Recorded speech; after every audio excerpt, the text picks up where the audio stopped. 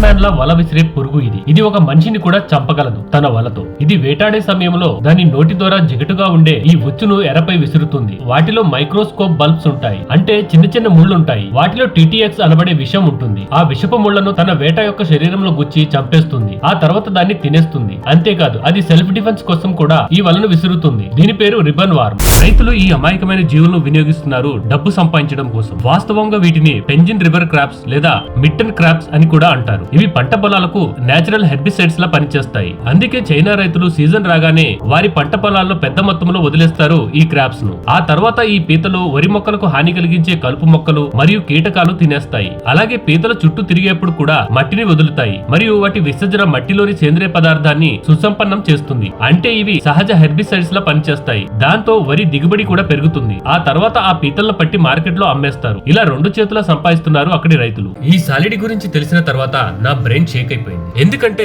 దీని పూర్తి జీవితకాలం నీటి లోపలే గడుపుతుంది. ఇక్కడ అద్భుతమైన విషయం ఏమిటంటే శ్వాస తీసుకోవడానికి కూడా నీటి నుండి బయటికి రాదు. నీటి లోపలే ఒక ఆక్సిజన్ ట్యాంక్ తయారు చేసుకుంటుంది ఈ సాలిడ్. దీనికోసం ముందుగా నీటిలో గూటిని అల్లుతుంది. తర్వాత నీటి పై భాగంలోనికి వచ్చి తన వెనుక భాగాన్ని పైకెత్తి దాని పొట్టపై ఉండే హైడ్రోఫోబిక్ వెంట్రుకలతో గాలిని బంధిస్తుంది. ఆ ఎయిర్ బబుల్ ని తీసుకుని దాని గూటిలో స్టోర్ చేస్తుంది. ఇలా చేస్తూ చేస్తూ ఒక పెద్ద బబుల్ తయారు చేస్తుంది. అది దానిలోనే ఉంటుంది, దానిలోనే శ్వాస తీసుకుంటుంది, దానిలోనే పిల్లలకు అంటుంది. అది వేటాడే జీవులను కూడా అందులోనే తీసుకొచ్చి చంపి తినేస్తుంది. ఈ అమాయకమైన సాలిడ్ పేరు డైవింగ్ బెల్ స్పైడర్.